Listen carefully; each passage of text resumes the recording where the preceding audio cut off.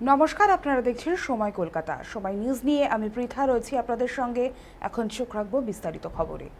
27শে August 2023 সকাল 10টা Nilganj police ফাঁড়ির আওতাধীন বাজি কারখানায় ভয়াবহ বিস্ফোরণে প্রাণ হারিয়েছিলেন 9 জন। সেই সময় নীলগঞ্জ পুলিশ ফাঁড়িতে কর্মরত সমস্ত পুলিশ কর্মীদের রাতারাতি বদলি করে দেওয়া হয়েছিল প্রশাসনের পক্ষ থেকে।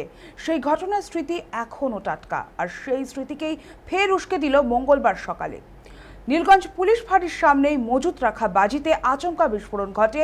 মুহূর্তের মধ্যে আগুন ছড়িয়ে পড়ে, গোটা এলাকায় তৈরি হয় চরম আতঙ্কে নীলগঞ্জ পুলিশ ফাঁড়ির কর্মীরা ছাদে উঠে লাফ মেরে চলে যায় অন্য ছাদে। আগুন ধরে যায় বাড়ির পাশেই একটি গাড়ি তৈরির কারখানায়। কিভাবে মজুত ছিল এত বাজি? নিরাপত্তায় কোনো গাফিলতি ছিল কি?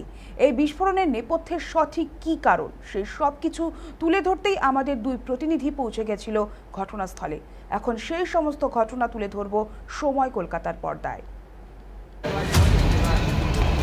কত বাজি রয়েছে ওখানে? গাড়ি কেমন রয়েছে? হ্যাঁ,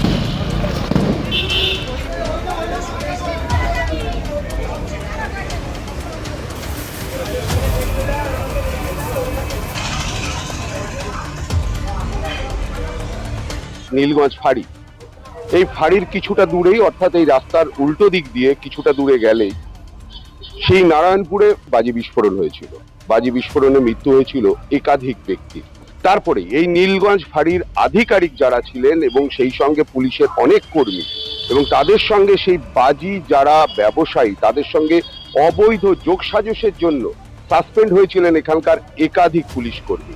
গতকাল রাত্রেবেলায় তল্লাশি চালিয়ে বাজির এবং বারুদ সমেত কিছু সামান তারা সিজ করেছিল। সিজ করে নিয়ে আসার পরে তারা নিয়ে এসেছিল এইখানটাতে, এবং অর্থাৎ নীলগঞ্জে এই যে ফাঁড়ির যে আউটপোস্টে দেখাচ্ছি, এই আউটপোস্টের সামনে আর পাশেই একটা গাড়ির দোকান, অর্থাৎ তারা গাড়ি প্রস্তুত করে। এখানে তারা কিছুটা গাড়ি মেকিং করে এবং সেই ক্ষেত্রে দাঁড়িয়ে তারা সেই গাড়ি বাইরে বিক্রি করে।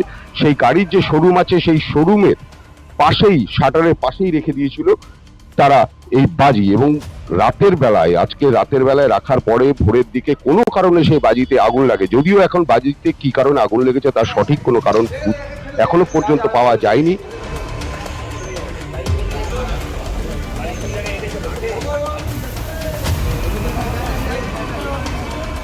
টিংটা এখানে বসানো ছিল, তা ওই টিংয়ের ওখানে থেকে আগুনটা টিংয়ে থেকে ধরার পরে তারপরে মিনিমাম 5 মিনিট মতন টিংটা জ্বলার পরে তারপরে ওই বাজির ইয়েতে গিয়ে জ্বলেছে। চারিদিকে বাজি আগুন টাগুন সব ছিটিয়ে গেছে। তখন আমরা ভয়তে ওইদিকে পালিয়ে গেছি। আমার তো তখন গা হাত কাঁপছে, আমি কাকে ডাকবো সেই সময়। এবার বৃষ্টি হচ্ছে, ওইখানে নিয়ে এসে রেখেছে। এরাও বুঝতে পারিনি যে হচ্ছে কি এরম ধারা এখানে রাখলে বিপদ ঘটবে। পুলিশ যেখানে এই সমস্ত বারুদ এবং বাজি তারা সিজ করলো, সিজ করার পরে তারা এখানে রাখলো কেন, এবং এই ক্ষতির দায় কার, এই দায়টা কে নেবে, সেটাও একটা বড় প্রশ্ন এই দোকানের মালিকের। তাদের বক্তব্য হলো যে দায় কে নেবে। আপনাদের সঙ্গে একটু কথা বলা তার দরকার। সাহেব বলে বুঝলাম, এখানে রাখা হতো, এটা তো রাখার নিয়ম না। আপনারা তো যেখানে বাজি সিজ হবে সেটা তো রাখবেন অন্য জায়গায়। চলে গেলে তো হবে না, মানুষের তো একটা উত্তর তো দিতে হবে যে আপনারা কেন এখানে রেখে দিয়েছেন। এখানে দেখা যাচ্ছে এখানে পুলিশ কার্যত এখানে দায় এড়িয়ে চলে যাচ্ছে, এবং সেটা তারা সম্পূর্ণ তাদের দায়। কারণ বাড়ি ঘর আশেপাশে রয়েছে, বসত বাড়ি রয়েছে, কারখানা রয়েছে, সেখানে পুলিশ সেখানে বারুদের এত বড় ড্রাম রাখে কি করে। আমরা কথা বলতে চেয়েছিলাম, কিন্তু তিনি দায় এড়িয়ে এখান থেকে পালিয়ে গেল।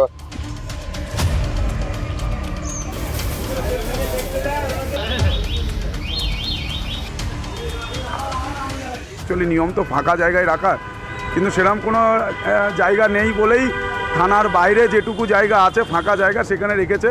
তারপরেই এই ঘটনাটা ঘটেছে, এবং আমরা কথা বললাম আগামী দিন যাতে এই ধরনের ঘটনা না ঘটে সেই দিকেই আমাদের দৃষ্টি থাকবে। আর সেই বাজি বিস্ফোরণে ক্ষতিগ্রস্ত হয়েছে পাশের একটি দোকান। আমি আমার সহকর্মীকে দেখাতে বলবো ক্ষয়ক্ষতির পরিমাণ। দেখতে পাচ্ছেন সামনে যে স্কুটিগুলো রয়েছে সেগুলো ভয়ঙ্করভাবে ক্ষতি হয়েছে। তখন গোডাউন বন্ধ ছিল বা দোকানটি বন্ধ ছিল। দোকানে যারা মালিক পক্ষ তারা কিন্তু ঘটনাস্থলে এসছে এই মুহূর্তে। ক্ষতি তো দেখতেই পাচ্ছেন আপনাদের, কতটা ক্ষতি তো আপনাদের সামনেই রয়েছে। যে প্রথমত স্কুটি গাড়ি ছিল, ব্যাটারি ছিল, আপনার চার্জার মোটর ছিল, সেগুলো তো হয়েছে। আর ডকুমেন্ট যেগুলো ক্ষতি হয়েছে সেগুলো তো অপূরণীয়, মানে ক্ষতি যেগুলো আর ফিরে পাওয়া সম্ভব না। এভাবে বাজি মজুত রেখেছিল, আগেও কি রাখতে হবে বাজি? এরকম আগে সেরকম কখন আসতো চলে যেত, কোথা থেকে আগুন লাগলো কিছু জানতে পারলে? না, এরকম কিছু এখনো জানতে পারিনি। কালকে দোকান খোলা ছিল তোমাদের? কালকে সারাদিন দোকান হয়েছে, তারপরে হঠাৎ করে এভাবে আগুন, সেটা তো বলতে পারবো না, এখনো দেখার এভাবে বিষয়। কি বাজি বাজেয়াপ্ত করে রাখা হয় এরকম দোকানের পাশে? পাশে থাকে আর আছে দেখছি।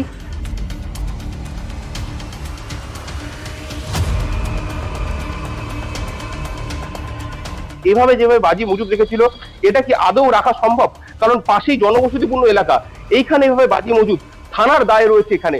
প্রশাসন এবং যে এলাকার মানুষ তারা কিন্তু বারবার দাবি করছে যে এই যে বাজি মজুদ রাখা, এটা কিন্তু অবৈধভাবে মজুদ রাখা হয়েছিল। কারণ এভাবে থানার পাশে বাজি মজুদ রাখলে তার সিকিউরিটি যে মেথড সেগুলো কিন্তু পালন করতে হয়, সেগুলো কোথায়?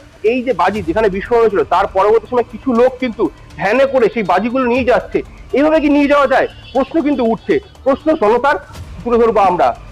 নীলগঞ্জ থেকে ক্যামেরায় জয় ঘোষের সাথে দীপ সেন, সময় কলকাতা।